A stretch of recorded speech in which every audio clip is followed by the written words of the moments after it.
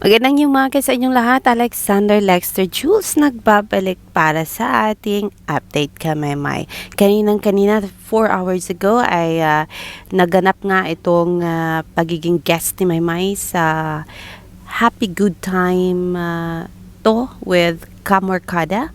And of course, as expected, since this is a radio station, and I expect napakakantahin talaga nila si Maymay, and she is so stunning, so beautiful as usual, and she always tawag dito, nasa-satisfy niya talaga yung mga viewers, followers niya with her performance every time na nagpe-perform siya. Kahit sabihin natin this is just a lip-sync performance, but then still makikita mo yung facial expression niya and talagang naibibigay niya ang message ng kanta through her facial expressions. And congratulations, my man, you did your job so well on that one, and it was a great one. All I can say is that ang galing-galing mo talaga, at talagang hindi mo talaga fini-fail yung expectations ng mga followers mo.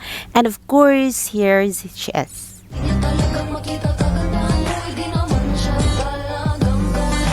Yeah, and that's her.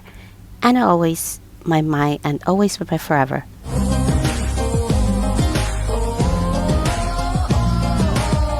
Yeah, and when she was asked ano talaga yung genre na napakagusto niyang i-deliver, ang sabi niya ay ang mga pop songs. And ginawa na raw niya ang novelty and yung tawag dito, beat songs, pero mas prefer and choice niya talaga ay ang pop songs as of now, kasi dito daw niya nagagawa ng maganda at na-express yung at nagagamit yung vocal cords niya, kasi ito nga yung gusto niyang genre. Well, panoorin natin ang buong tawag dito, buong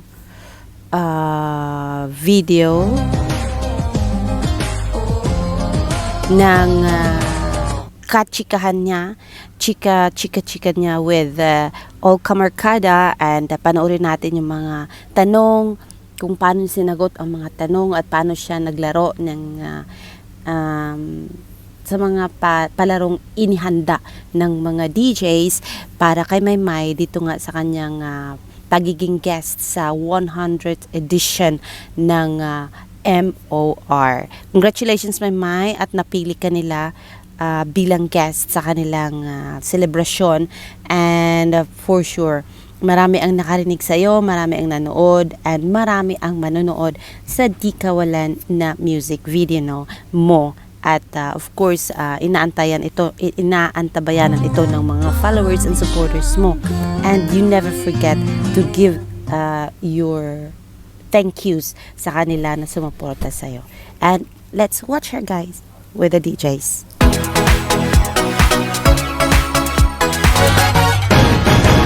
Siyempre kasama na natin walang iba, Maymay Entrata, ladies and gentlemen. Hello! Hello po sa inyo. Ano po tawag sa inyo? Ka-DJ? Mga Kamorkada, yun! Ayun, Kamorkada. Mga Kamorkada. Kababayan kong si MJ. Shout out! Ayaw kong ilaglag ka muna sa intro, Maymay. Maghintay ka mamaya. Hello po. Salamat sa pag-imbita sa ko, Adani. O pag-suporta sa ko ang kanta. O sa tanan ng mga nagtanaw, labi na diya sa Cagayan de Oro. Shout out sa inyo, diya. Gimingaw na ko. Pupunta, stay safe mo diya. Yes. And welcome dito sa Good Time to. Finally, nandito ka Maymay, kasama namin ng inyong mga Kamorkada. Kaya naman ako, eto na, diretso na rin tayo. Dahil kanina pa nanonood ang mga fans mo, ang ating mga viewers, Kamorkadas. Ang mga question natin na mabilisan lang to. Dahil ikaw, marami ka ng achievements. Actress, singer, TV host, model. Sa apat na yun, ano yung pinaka-gusto mo doon at ano yung pinaka-challenging for you? Pinaka gusto ko sa lahat ng ginagawa ko sa showbiz, unang-una po yata ay yung pagpo-perform. Siguro dahil nga elementary pa lang talaga nagpo-perform na ako since 6 years old pa ako. Tapos nag-stop lang nung high school kasi parang hindi ko lang feel yun na magsayaw ulit or mag-perform ulit. Dahil nga siguro na-trauma ako dun sa mga first section. Ganon yun, di ba? Sobrang seryoso kasi. Ayoko kasi ng competition ba? Isa yun sa mga pinaka-ayaw ko. Yung parang gusto ko, pag nagpe-perform ako, nag-enjoy ako, pati din yung mga kasama ko. Pag-usapan natin yun in a little while, yung mga throwback, kwentuhan, nung naging schoolmate kami ni Maymay. Wait lang, allergy ako sa throwback. Okay. Pag-perform yung pinaka-gusto ko po sa lahat. At ang pinaka-nahihirapan ako ay acting. Siguro, hindi ko alam. Pero, hindi ko alam kung sa iba.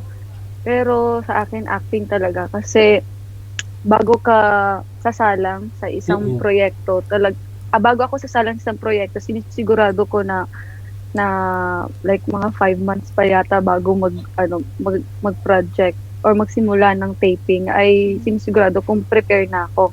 Pag-usapan na natin ang acting, Bong and Maymay. Nasabi, mention mo kanina, ano ba ang dream role mo, Maymay? Ang dream role ko, wait a minute.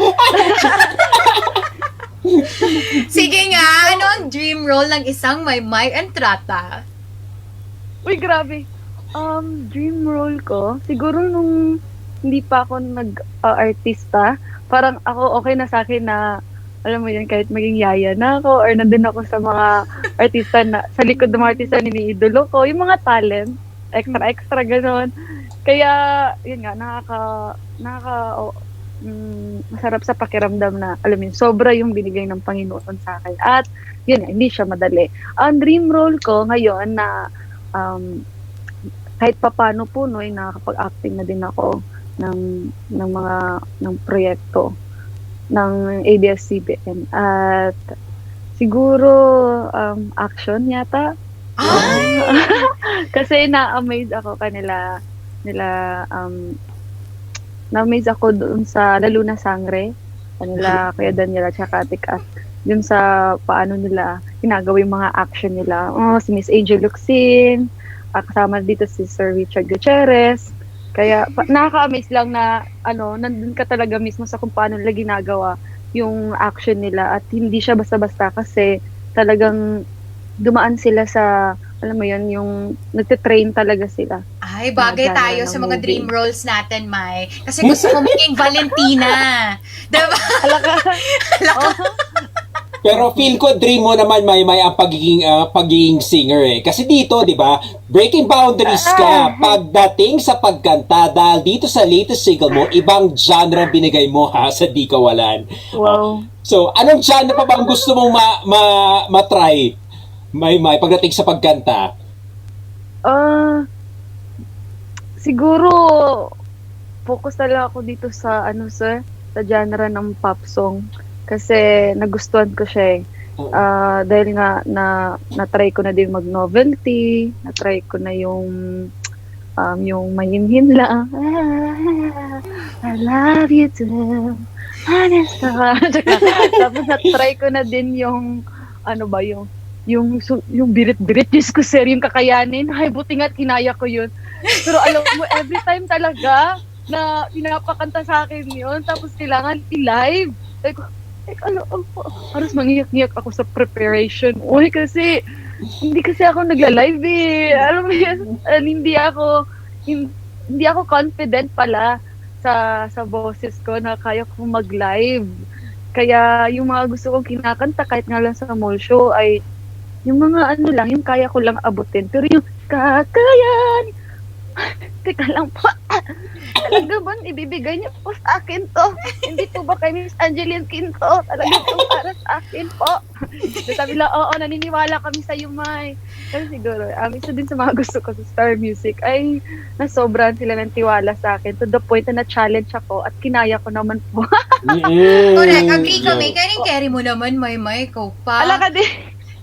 Uy, buang. Kasi kung keri-keri ko, talagang kinakanta ko na lagi. Hoy, wag kang ganyan kasi. Proud na proud kami sa'yo and super with your Yes. newest single. Ay, Super thank happy kami you. na ilabas mo yung Another Side of My Mind. And alam ko, bonggang-bongga kang performer back then sa MUST sa school natin. Eto na! Ang natandaan ko, ang kinanta ko lang sa live. Isa lang Isa lang kinanta ko sa live, buang ka. Pag trivia, hindi ako bongga doon. Sa school, back Isa lang then, kinanta ko sa live. Ano? Aray! Aray! Yeah. 2014, may entrata, sikat na sikat doon si may sa school. Kaya huwag mong sabihin, hindi ka magaling sa live dahil back then sa school, super confident ka. Yan. At then, napag-usapan na natin yung MUST days mo. Anong pinaka-memorable mong performance sa school? Yun na ba yun? Yung aray? Performance. Yun, yung aray na ko. Kasi nga, ang binibigay sa kanila na kanta, yung mga birit talaga. Yung mga matataas talaga. Tapos sabi ko, ano ko yung ipapakanta sa akin? Meron kayo bibigay sa akin. Kasi kailangan may kakanta ka dapat dun sa mga, ano nga tawag yun, yung mga nag-a-art, ay yung mga nag-a-acting sa likod. Tapos ikaw yung kakanta. Yes, Arco, yung mga Arco talent. Arco talent. Oo, yung kay Sir Mark ba? Sir MJ. Yes, Sir MJ. Sir MJ. Tapos, ngayon, sinabi nga na meron daw kantang aray. Sino kaya yung kaya na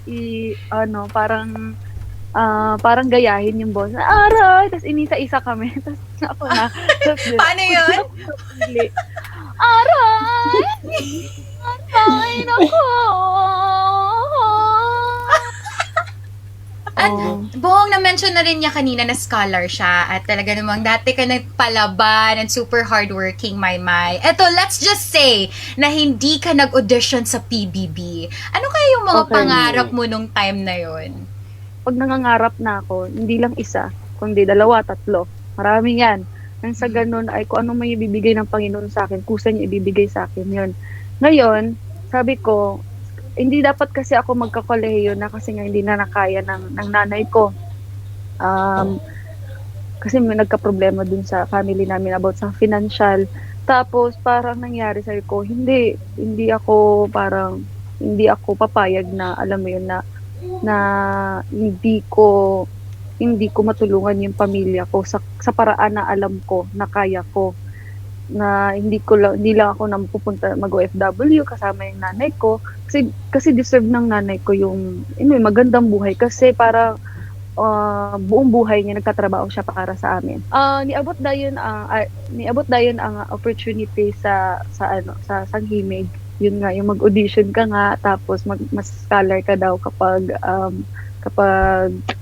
matanggap ka. Audition ako sa Sanghimig Choral, natanggap ako. At doon tuloy-tuloy na yung scholarship ko at feeling ko talaga na hindi kawalan sa akin yung mga failure ko doon sa mga hindi ako natanggap ng audition kasi alam ko sa sarili ko na sa pagpatapos ng pag-aaral ko, alam ko kung saan ako pupunta, may natapos akong pag-aaral at alam ko meron akong agad makukuha trabaho at pumunta sa Pero ibang diba bansa. ang layo ng narating mo, May, talaga, of all the... Ayun na nga, kaya nga hindi ko in-expect yung pagiging artista. Natanggap ako ng PBB, tas ngayon naging big winner ako. Kaya talagang hanggang ngayon na-apply ko pa rin siya, na kapag nangangarap ako, hindi lang isa dapat, 2, 3. Nang sa ganun ay kapag hindi binigay ng Panginoon sa akin to, meron pa naman 2, hindi naman kawalan. At kapag isa na lang naiwan, magdagdag ka ulit. Hanggang sa mahanap mo ko ano yung talaga yung para sa'yo. Yan. Perfect na perfect. Parang tong kanta niya, feel ko nahanap tong kantang to para sa'yo. Pag-usapan natin to, Maymay, yung Di Kawalan. Diyan na tayo sa kanta mo. Para sa ating mga barkada, tungkol saan ba ang kantang Di Kawalan? Ang kantang Di Kawalan, isa po siyang mensahe. Makinig po kayo ha. Mensahe sa mga #marurupok. Na hindi maiwan-iwan ang past at pati dun sa taong nasa past nila. Yun, na parang reminder siya dun sa mga tao na yung mga taong sinaktan ka, hindi pinapahalagahan ang ang pagmamahal mo, hindi ka tinrato ng tama. Ayun yung mga taong hindi kawalan sa buhay mo. Kasi nga Yes. unti-unti nga tayo na in love sa taong minahal natin. Unti-unti din tayo. Alam mo yun. So unti-unti nag-heal ngayon si Mag-heal, Maymay. magmo-move on. Oh, wow. Ay, hindi na, ano po? Syempre, hindi namin palalampasin, May, na isasaba ka namin sa aming Sing Sagot Challenge dito sa Good Time To. So, May, yung Ala, gagawin mo Maria. lang is Oo. just you have to sing a few lines of the song. Sa unang kantang Okay. maiisip mo pag nabanggit na namin ang mga sing-sagot words Pwede. or phrases mo. Yan. Nasa na yung mic mo dyan? Bang! Ay! Oh. Eto. Sige, inom ka muna Sige, ng sige. water. Pack. Alright, eto na. Okay. Eto na, may Okay. first sing-sagot word mo is Habay. Cagayan de Oro. Uy, nandun ka. Oh. Every day, the alma mater, we cherish high. Nakalimutan ko Bakit kasi. Chinese version yung ano mo? Oo nga. Pero every time talaga, Cagayan de Oro, yun talaga yung natatandaan ko. Lalo na yun yung isa sa mga requirements, isa sa mga proyekto ko pala nung last semester. Yeah. Yun yung Kinakanta MUST ko ng hymn PE. namin, mga kamorkada. Oo, Yung kinanta ni Maymay. Okay. Oo. Oh, sige. Yes. At least tumatak, di ba? Uy, okay lang yun. Ikaw naman eh. Kasi for sure Oo, may matagal kanta na ka para kasi. sa ating sing-sagot word number 2. Eto Okay, na. okay. It's love. Have I told you lately that I love you? Have I told you there's no one else above you? Yan. Oh. Nabitin kami. Maymay, boy. Kasi mahilig ako sa mga old songs at isa yun sa mga tumatatak sa akin at nararamdaman ko talaga ng yung pagmamahal ng kantang yun. Sige, ito na. Next sing-sagot word natin for you, Maymay, is Maymay. Dun, dun, dun, dun, dun. When you don't move the mountains, I'm needing you to move. When you don't part the waters, I wish I could walk through.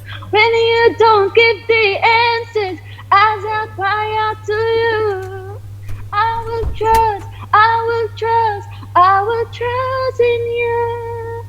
Yon, I will trust in you kasi bilang ako, Maymay, parang di ko hinahayaan talaga na mawala yung faith ko sa kanya. Kasi minsan lang din ako nawala. At every time na nakikinig ako sa kanta ito, parang napapabalik ako sa kung sino ako. Kung sino yung Maymay. I'm sure, sabi nga ni MJ kanina, you're very humble, kaya no wonder marami ka pa rin fans until now na talagang nag-e-enjoy panoorin ka sa performances mo. Kaya eto, may gift ang ating mga kamorkada para sa all over the Philippines. Dahil nga sa yung latest single, well, meron tayong di kawalan challenge. Eto sila, bibida para sa'yo, Maymay, sa ating bida ka, kamorkada.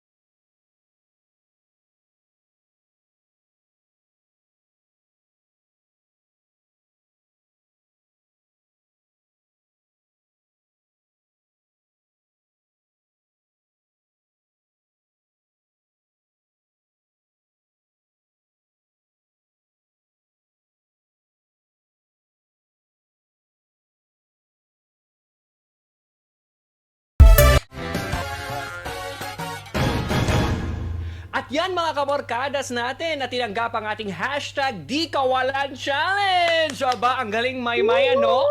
All over the Philippines yan ng mga fans sa kamorkadas natin na tinanggap ang ating challenge. Anong masasabi mo sa kanilang mga pangmalakasang videos, May? Sana pala sinama ko sila sa music video nang sa ganun sabay-sabay kami magsayaw. Pero yun nga nakakatuwa kasi kahit saan man sila sulok ng mundo o sa Pilipinas ay talagang nagawa nila yung nagpapasaya sa akin at yun yung suportahan yung Di Kawalan na single at maraming salamat sa lahat ng sumuporta ng Di Kawalan at gumawa ng challenge. Parang mas magaling pa kayo sa akin. Parang ayoko na. Tapos na ako. Mga Ayun ganun-ganun, na. May, no? Perfect na perfect ang mga dance moves. At dito Yes, tayo lalayo, perfect. May. Kasi nandito ang ating mga kamorkada sa'yo na magtatanong personally ng mga tanong nila na pinatrend nila sa ating mga Facebook pages. Kaya ready ka na bang tanggapin ang mga tanong ng ating mga kamorkadas? Ready. Let's go! Eto na. O, simulan natin from Davao na tayo pumunta. From Lynn Nunez. Sabi niya dito, super slim mo, May. At super pretty. Ang tanong niya, ano yung fave food mo daw na kinakain during mga tapings at mga guestings? O, ano yung latest Kahit craving mo ba? Anong latest craving mo? Pinoy food. Sinigang na bangus. Bango. At Ah, kinain ko healthy. kagabi. Sobrang dami kong nakain. Ay, at least healthy yung gusto mong sinigang. Anyway, ito naman ay Yes mula po. kay Cindy Matol of Samar. Oy. Sabi niya, super funny mo as a comedian, Maymay. Pero ano ba, yung mga simpleng bagay na nagpapasaya daw sa'yo? Unang-una siguro, pag alam ko na nasa mabuting kalagayan yung mga mahal ko sa buhay, yun, okay na, masaya na ako doon. Pangalawa, mga baby videos at pictures, talagang, ko yun, weakness ko yun. Happy feel ko talaga yung mga baby videos. At saka, isa sa mga relatives ko, pinapadala niya ako ng mga baby videos at Princess dun sa mga pamangkin ko na si Miyuki at saka si Mayumi. Pinapadala niya ako ng baby pictures ng mga anak niya kasi alam niya na matutuwa ako. At ang sarap lang kasi manood ng mga baby pictures kasi alam mong inosente sila. Parang alam na namin kung but paano ka pasayahin dito sa ating programa. Ay, Ito, yan lang here's tayo ng another one. Oo. Ito from Bataan naman, May, ha? Si Renzel Anunciado of Bataan. May, ito, intriga tayong konti. Ano ba ang mga bagay na gagawin ng isang guy para makuha ang atensyon mo at pagmamahal? Yun. Ano po ba, kapag first time ko siyang na-meet, Anything in general. Paano kunin ang atensyon ng isang In lalaki? general. Ay, May. kapag alam niya siguro doon na lang kasi kung makukuha yung attention, kasi kung kilala ko na or alam mo yun, parang nagkakagusto na kami sa isa, parang hindi na kailangan na makuha attention kasi kusa naman yun. Pero kung first time ko pang makita or nandiligaw pa lang, isa talaga sa mga gusto ko ay yung marunong makinig. Kasi kapag marunong makinig yung guy, kasi feeling ko kapag listener talaga, madali lang siya na nakakaintindi. Kahit sino ka pa, kahit ano mang pinagdaanan mo, kung ano man yung mga issue sa buhay mo. Alam mo yun. Napaka-importante sa akin talaga na listener yung guy at palaintindi. At isa din sa attracted sa akin yung guy kapag responsable siya, hindi lang sa sarili niya kundi pati sa family niya at sa future niya. Nice. So, ito, specific yung tanong ni Jan Magallanes of Cebu para sa'yo. Ano ang sweetest thing daw na ginawa ng isang manliligaw para sa'yo? Sweetest thing, old soul kasi ako kaya na-appreciate ko yung kapag sinusulatan ako ng letter. Hindi lang printed po, ano talaga yung sulat niya talaga handwritten ng taong gusto ko. Naka-station Yun, noon.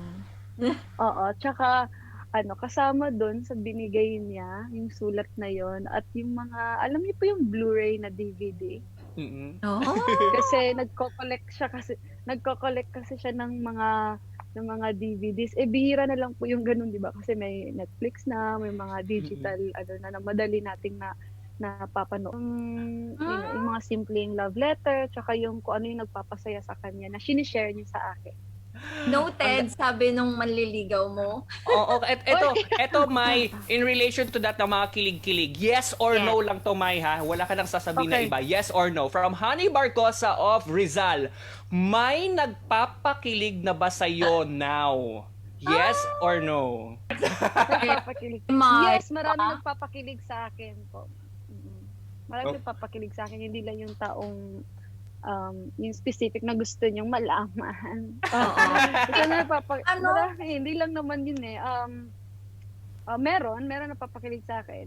Pero isa din sa napapakilig sa akin, yung mga bagay na nangyayari sa buhay ko, yung mga blessing. From Palawan naman tayo, Mai. Of course, from Palawan! Jeb Lorenzana of Palawan. Ito, fave mo mag-travel, Mai, di ba? Saan lugar mo gustong magpunta after the pandemic? Isang local at tapos isang foreign daw.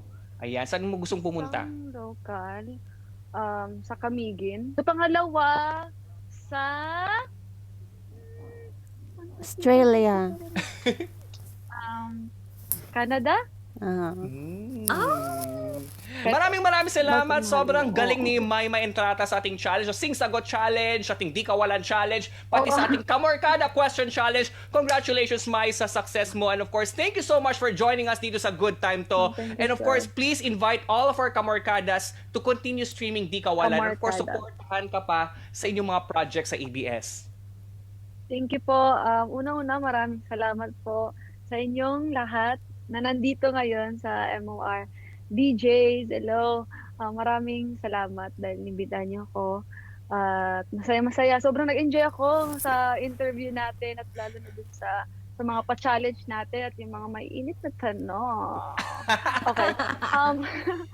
Thank you. Maraming salamat. At sa lahat po ng mga sumusuporta sa akin since day one, Team Mai, maraming salamat. Bawat isa sa inyo, sino pa ba? At Team Mayward, maraming salamat. Wala akong parang masabi dun sa suporta na binigay niyo sa akin na kumbaga ay talagang buo niyo kung, alam mo yun, buo niyo akong tinanggap sa kung sino ako bilang isang actress. Yun, maraming salamat sa lahat ng sumuporta sa Di Kawalan. At available pa rin po ang Di Kawalan. Stream lang po kayo. Available po siya sa lahat ng digital platforms worldwide. Yay. Ayan, thank you so much, Maymay Entrata! And of course, ito po ating 100th episode, kaya special na special talaga si Maymay sa atin dito sa MOR at sa Good Time To. And there you have it. And thank you so much, MOR. At inimbitahan niyo si Maymay sa 100th celebration nyo ng MOR, yung pag-e-ere syempre sa ere. And we are so happy na nakita namin ulit si Maymay. And nakita namin yung pag-grow niya sa showbiz. Malaman namin yung mga bagay-bagay na talagang gustong-gustong gawin ni Maymay sa buhay niya. And that, at least now, alam namin na kung ano man ang paboritong or ang pinakagustong role niya, she is really into action. At ayaw niya ang medyo drama and romantic comedy na role. Ang gusto niya talaga ay mala-aksyong teleserye. Ano ba yan, Maymay? Gusto mong sumali sa The Provinciano? Parang ganon. O ano, ABS-CBN, pwede na bang isali si Maymay sa The Provinciano na teleserye? Uy, Coco Martin, paging Coco Martin. Baka pwede mo namang isalang at parang bigyan mo ng chance sa si Maymay na maging kasama nyo for some time dyan sa The Provinciano nyo na teleserye. Since alam ko, narinig ko na talagang pagpapatuloy itong Provinciano ng management ng ABS-CBN kasi nga patok na patok sa tahilya at talagang hindi iniiwanan ng mga followers ang bawat istorya every edition ng The Provinciano every day. So sana it's not so bad kung mapasali si Maymay sa The Provinciano at pwedeng isali na rin si Edward Barber. Wow! Sana naman marinig tayo ng direktor na si Coco Martin sa ang Provinciano teleserye. And yes, kung about courting, and alam natin na consistent talaga si Maymay. She is really an old school kung sa usapang panliligaw. And she is really into like love letter and disc. And since talking about disc, she is into, I think, not just music but movies. Kasi alam naman natin, palagi silang nanonood ng movies ni Edward Barber. And so yeah, alam mo na yan, Edward Barber, kung ano talaga ang gusto ni Maymay. Since magkasama kayo at magkaibigan kayo for 5 years na ngayon. And yeah, this is Alexander Lexi Jules. Thank you so much, guys. Thank you so much, guys, sa panonood nyo sa aking mga videos. And let's keep moving and upload lang po ako ng upload. And sana panoorin nyo ng palagi ang aking mga videos. Thank you and keep safe, everyone. See you in my next. Bye!